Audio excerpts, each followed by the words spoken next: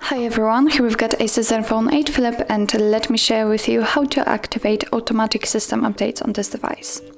So firstly, let's enter the settings and then tap on system.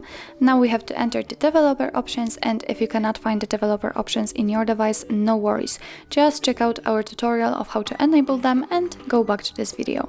So let's enter the developer options, and here all you have to do is simply find the option automatic system updates.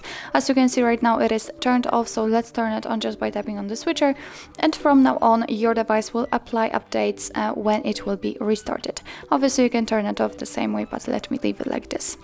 So actually this is it. This is how to allow automatic system updates in your ASUS ZenFone 8 Flip. Thank you so much for watching. I hope that this video was helpful, and if it was, please hit the subscribe button and leave the thumbs up.